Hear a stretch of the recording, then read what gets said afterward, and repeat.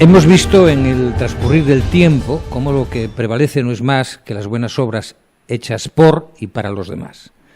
Así se fue construyendo un camino de reivindicación nuestra invitada, que colocaba el foco sobre cómo se iba transformando una sociedad pacífica en traumática, saludable en dependiente, honrada en corrupta.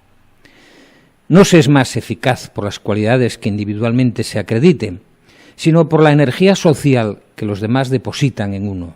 Surge entonces el líder, esa alma individual llamada a canalizar las ideas y los valores colectivos y a unirse contra la injusticia y el opresor. Ese papel es más representativo cuando lo encarna la mujer. Su generosidad y amor, su comprensión, su valor y coraje en la defensa de su territorio y familia le acreditan y le dan un plus que marca la diferencia en la lucha por la justicia y los derechos de los demás. Así, con esa fuerza y vigor, lo viene haciendo Carmen Avendaño, de la Fundación Érguete Integración. Y con ella, y como ella suele afirmar, siempre se vio tentada a reclamar lo que era justo. Buenas tardes, Carmen. ¿De qué amenazas hoy hay que preservar a los chicos? Pues de la intención y la amenaza que supone que se metan a consumir, a mí me da mucho miedo, alcohol en principio y a continuación hachís, porque eso es un inicio que termina casi irrevocablemente en consumir otro tipo de drogas. Con lo cual, bueno, pues estamos hablando de, al cabo de unos pocos años, de un politoxicómano pues muy complicado en el aspecto personal, en el aspecto familiar, en el aspecto social, etcétera, etcétera. Y todavía no hay una conciencia clara entre la gente joven del daño que produce el consumo del alcohol en principio, porque además es que hay unas libertades para que servir alcohol a gente menor de edad, o van a un supermercado y cogen una botella de whisky y no pasa nada, la pagan y se marchan con ella. Y eso es el principio, que después lo van a acompañar con el porro, y después ya viene el sabio del grupo y dice, pues hay otra cosa de miedo, de puta madre, dicen ellos, una raya la snifas y te pones, pero bien, y ahí empieza el problema. Y el problema empieza ahí, suele empezar 14, 15, 16 años, y cuando realmente reaccionan, pues ya tienen 30 y muchos. Aquellos tiempos fueron de lucha intensos, duros. Nos remontamos a los principios de tu lucha, sí, ¿no? De tu reivindicación. Sí. Enfrentamientos contra un poder mafioso. ¿Podemos afirmar que hoy tenemos una sociedad capaz de enfrentarse mejor al narcotráfico? Yo no sé si capaz de enfrentarse mejor, pero desde luego capaz de visualizar más el problema. De aquel entonces, bueno, es que, a ver, Galicia, el problema que tenía y tiene es muy complicado, porque muchos de los narcos que todos conocemos, ¿no?, que han tenido problemas judiciales, que las han cogido con alijos, etcétera, etcétera, venían del mundo del mar y tenían barcos y utilizaban a los marineros, pero eran marineros que llegaban a tierra y tenían un poco de pescado que se le daba para vivir malamente. Entonces, al entrar en este mundo, llevaban también a los marineros, pero el incentivo económico era mucho más importante. Entonces caló muchísimo, pero yo siempre tuve mucho miedo el que la gente interpretase y además señalizarse a los marineros, sino que los responsables eran los que tenían los barcos, lógicamente, ¿no? Porque para ellos iba la carga y para ellos venía. Y después hicieron un daño terrible porque metían en las descargas a gente menores. Y decía, chaval, ¿tú por qué haces esto? Hostis, porque yo quiero comprar un coche, porque quiero andar con chicas guapas, pues, o sea, lo que es el consumo, el consumismo en la gente joven los desarrolló muchísimo. Y eso fue una lucha dura y difícil, pero bueno, yo creo que al final, después de tantísimos años, Galicia tiene más conciencia social en ese tema, quizá que en ninguna parte de... Ya no digo de España, sino de Europa, Tal vez haya que achacarlo un poco a la crisis económica, ¿no?, que son factores de influencia capaces de poner en cuestión la convivencia, las libertades y, por consiguiente, el modelo democrático. ¿Vivimos sometidos a un fascismo económico? Hombre, yo no sé si llamarle fascismo, me parece un poco fuerte, pero qué duda cabe que el poder sigue en manos de los poderosos, de los ricos. Eso está clarísimo. Y es más, hay un deterioro desde mi punto de vista de la representación sindical, sobre todo en las demandas, que ha bajado mucho su reivindicación, y eso hay que retomarlo. Hoy vemos como una empresa, por ejemplo, como Citroën, que tenía unos sueldos magníficos, hoy la gente que cogen a trabajar de forma provisional, que están 3 o 6 meses, pues ganan 800 euros. Y nadie dice nada. Y es una empresa que tiene muchísimos trabajadores, por lo tanto tenía que tener una gran representación sindical. Pues con 800 euros están trabajando. Y pongo Citroën porque es la mayor empresa que hay en Vigo, ¿no? Pues hoy la gente que está preparada rehuye y dirá porque es una mierda de sueldo. Eso es una realidad. Entonces, en muchos aspectos sí que ves que hay dejación de responsabilidades. No hay una representación clara y contundente de los sindicatos, que es imprescindible. Y después hay una dejación también, pues lo de la formación de la gente menos favorecida, que la estamos realizando una serie de gente con muy buenas voluntades, gente que son sensibles a la igualdad, a la formación y demás, pero la estamos realizando de una forma al margen del propio Estado. Con lo cual creo que hemos ganado en libertades, pero en libertades sí, pero en derecho no hemos ganado mucho, y además hay pocas responsabilidades. Los ciudadanos sienten que los políticos se han distanciado de sus problemas reales. ¿La respuesta está en la sociedad civil, más comprometida y fortalecida quizá? Sí, pero no en mandar, ¿eh? La sociedad civil, desde mi punto de vista, se tiene que organizar, y se tiene que organizar... ¿En propuestas? En propuestas concretas a nuestros representantes. Uno de los datos que di ayer y hoy es que nosotros para conseguir que se hiciera un plan nacional de drogas, estuvimos con todos los dirigentes, con Felipe González, con Aznar, con Anguita. Claro. Fue un estudio en el Parlamento, sacaron una ley que después fue modificándose. En Galicia se mejora. Claro, la sociedad lo que tiene es el compromiso de reivindicar las necesidades que se tienen, pero a quien le corresponde desarrollarlo, lógicamente, es a los políticos. Sí. Erguete Integración tiene 2 frentes abiertos: la atención a la drogodependencia y la formación. Sí. Logrando así insertar a estas personas en la vida laboral y social con normalidad. ¿Qué respuesta encuentra entre el sector empresarial a nivel de contratación?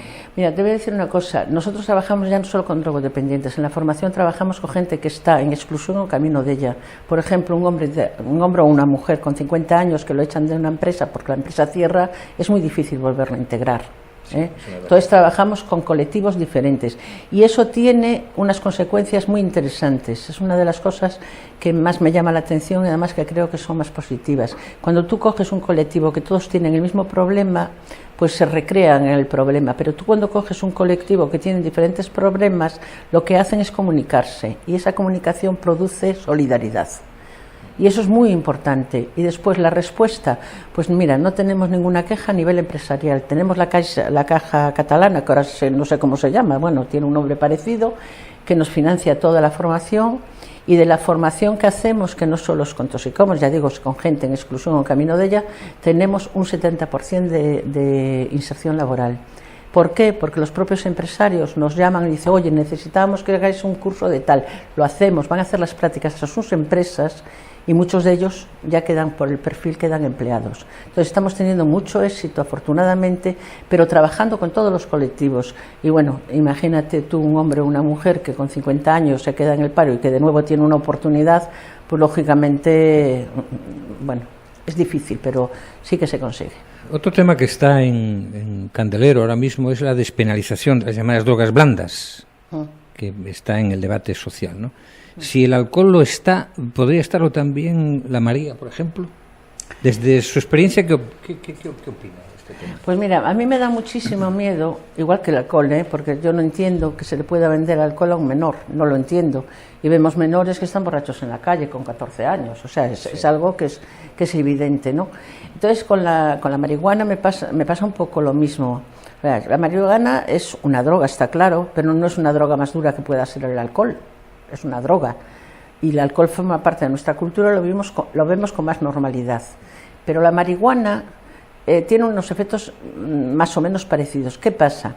Que la marihuana, si estuviera controlada por el propio Estado, pero es imposible controlarla, porque el Estado la puede vender, pero las producciones que se realizan en los países productores se extienden por todo el mundo, y el Estado puede, bueno, tendría que haber un sistema como parecido a las recetas médicas, ¿no?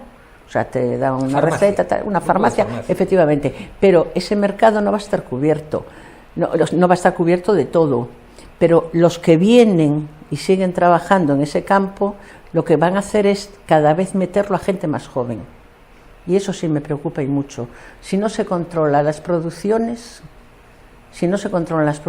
y las distribuciones, es un problema que puede ser muy grave. Por eso estoy en contra, no porque esté en contra de la liberación de las cosas, no, a mí me parece que la sociedad tiene que formarse, y quien quiera, pues que haga lo que quiera, pero en infancia, que un niño con 14 años es un niño, me da mucho miedo. Complicado. Sí. La sociedad ha reaccionado, y Galicia hoy ya no está en los titulares de la prensa, pero sí lo está Andalucía y Portugal, que copan las noticias sobre descargas y capturas. ¿Qué armas tiene la sociedad para defenderse de estas amenazas contra la salud? Mira, aquí en Galicia fuimos muy claros denunciando lo que estaba ocurriendo. En Andalucía, en Galicia. Muy grande, y creo con muy buenos resultados. Sí. En Andalucía había tanta o más droga de paso, que venía de la parte de abajo de África, y después a través de los países también sudamericanos, y en cambio allí fueron mucho más pasivos, y además apedreaban a la Guardia Civil cuando iban a reprimir la descarga en una playa. Eso aquí nunca ocurrió. Ocurrió una vez en Arosa, una vez, y nosotros fuimos allí y dijimos que bajo ningún concepto íbamos a permitir que se apedreara a las fuerzas de seguridad. Y no se apedrearon, trabajaron muy bien y con libertad. En Andalucía no, en Andalucía los protegieron. También es cierto que Andalucía tiene una situación muy precaria laboral, también es cierto, y eso también influye, ¿eh? Eso también influye, pero Andalucía se dejó, ahora empieza a haber una cierta reacción. Yo, el presidente de las asociaciones de Andalucía, MENA, que estuvimos hace poco en Madrid en unas jornadas, la verdad es que yo siempre digo, me dice, en Galicia tenéis mucha suerte. No, hijiño, lo que tenemos es mucho trabajo. Sí, eso es otra historia, es verdad. Pero en cambio en Madrid estuvo muy lúcido y tuvo una intervención francamente muy interesante y con una visión que lo felicité. Le dije, Mena, vas empezando a cambiar, falta hace, ¿eh? Ahora hay que ganarse al pueblo. Porque dice, no, porque claro, vosotros tenéis mucho apoyo, claro, porque nos lo hemos buscado. Mena no vino de Birlibirloque, ¿eh? No. Entonces quiero decirte, en otros sitios tardaron más en reaccionar. Yo creo que en este momento, a lo mejor es una visión mía y no es cierta, no lo sé, pero yo creo que Galicia en este momento está considerada en España como una de las regiones que más ha peleado contra el narcotráfico y con más efectividad. Sí, bueno, y que ha creado una estructura de lucha que yo creo que sí, que puede servir. Claro que sirve perfectamente. Si tú estás para colaborando... Para regiones que están entrando en problemas serios con este tema. Hombre, claro. El tema de las drogas siempre produce problemas y muy graves. Porque vamos a hablar porque hay dinero. Como es dinero, pues produce... Voy a mencionarle un personaje clave, el juez Garzón. Sí.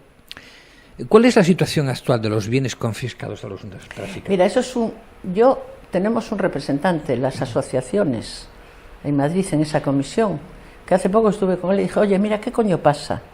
Porque no nos enteramos de nada. No, bueno, porque hay algún coche, digo yo, algún coche, y el resto de las cosas, no nos enteramos mucho. Hay un ocultismo total y absoluto. Es eso, que fue una de las peticiones que nosotros hicimos, el embargo de los bienes, no está repercutiendo en la gente que está trabajando. Y no hablo de asociaciones, hablo de asociaciones y de centros concretos profesionales que están trabajando. Ese dinero nosotros no sabemos qué pasa con él. Es una de las cosas que vamos a tener que empezar a hablar muy seriamente, a ver qué pasa con ello. Porque hemos conseguido una modificación, hemos conseguido embargos. Pero ¿dónde están los resultados? No lo sabemos. Y se supone que son cantidades importantes. Hombre, sobre el Pazo de Bayón, a ver, eso ya fue muchísimo dinero. Y después hay chalés, y hay coches, y hay un montón. Bueno, y habrá cuentas corrientes también que hayan podido amargar. ¿Actualmente están en situación de precintada? No, el Pazo de Bayón está cedido. Sí, sí, bueno, cedido, pero las otras propiedades, ¿en qué situación están? Pues no, es que no lo sé. Es que no, custodiadas no están, es que no sabemos cómo están. Es que no sabemos cómo están. Ni sabemos si están vendidas a terceros, no sabemos nada porque curioso. La comisión, por lo menos a nosotros, y creo que somos uno de los más interesados, no nos llega ningún tipo de información de lo que se hace, ni de los bienes incautados, de cuánto supusieron, de qué se invirtió, en dónde se invirtió, de qué forma, nada, no sabemos nada. Abrimos un poco más el panorama. La sociedad hoy se enfrenta no solo al tráfico de estupefacientes, sino al tráfico de personas. Eso es terrible. Que llegan en masa a nuestras costas. ¿Debería cambiar Europa la política de inmigración y regular los flujos de entrada con mayor margen, dado que tenemos un problema de envejecimiento? ¿Cuál es tu opinión al respecto? Mira, es muy compleja mi opinión porque la gente que emigra de los países estos es porque tienen una situación lamentable. Y los culpables de tener esa situación lamentable las tiene la propia institución a nivel mundial, porque países que pueden ser productores y crear riqueza están abandonados, y si crean riqueza lo están creando desde el exterior y llevándose los ingresos para otros países.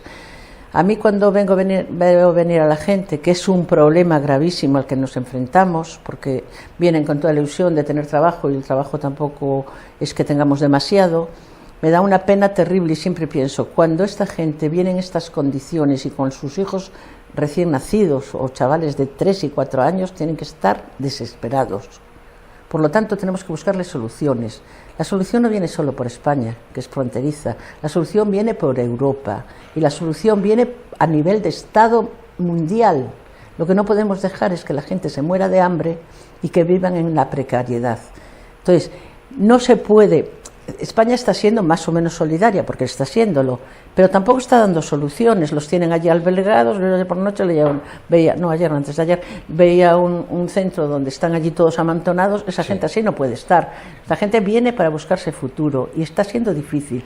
¿Por qué? Porque cada cual está trabajando para su propio país. Pues no, este es un tema que es internacional y que nos afecta a todos. Por lo tanto, si no hay una coyuntura y unos equipos de trabajo que vean buscar salidas, no se va a resolver y cada vez vamos a estar peor porque va a venir más gente, no tienen trabajo, van a estar en una situación desesperante y bueno, pues yo no veo que haya una movilidad a nivel político que pueda ayudar a resolver este problema. Quizá estamos viviendo en un mundo cambiante, vivimos en un mundo muy cambiante y cada vez más exigente. La democracia representativa no alcanza a dar la respuesta a la exigencia de una sociedad cada vez más compleja y con mayores dificultades que aseguren el bienestar. ¿Los partidos políticos se han quedado anticuados ante este nuevo panorama? Yo ayer lo comentaba en la charla que di, lo comentaba. A ver, yo creo que un Estado de Derecho, tenemos deficiencias en un Estado de Derecho. A ver, un Estado de Derecho tiene que llegar con las propuestas de la sociedad organizada a nuestros representantes y además argumentando los porqués. El plan de drogas que se hizo en España, a lo mejor suena un poco a echar de apalante, pero es real lo que voy a contar. Se hizo porque nosotros pedimos estar en su momento con Felipe González. Le explicamos cuál era la situación, le dijimos que se estaban reconvertidos los del tabaco en drogas, estuvimos con Aznar, estuvimos con Anguita, hice una comparecencia yo en el Parlamento y eso llevó a hacer un plan de drogas y a mejorar las situaciones. Yo, que milito en un partido político, yo soy de izquierdas, pero la forma de que tenemos política en este momento creo que tiene deficientes, está muy aislada de las realidades de la sociedad. La sociedad se tiene que organizar y de forma muy seria llegar a nuestros portavoces, a los que están en los gobiernos, a los que están en el Parlamento, reivindicando las necesidades que hay de corregir cosas. Y eso no hay organizaciones lo suficientemente incrustadas dentro de la sociedad para poder hacer. Yo creo que es una asignatura que tenemos pendiente. Yo soy muy utópica, también tengo que decirlo. Pero algún día a lo mejor lo vemos. Pues hasta aquí llegamos con el placer de escuchar a Carmen Avendaño, su labor, su ejemplo, su grandeza. Bueno, muchas gracias, Carmen. Mira, las partes feas no me las ponéis nunca, con lo cual os lo agradezco mucho. ¿Será que no las tienes? Sí, las tengo. Y además finas, ¿eh? Muchas gracias por este momento. Gracias a vosotros, muy amables.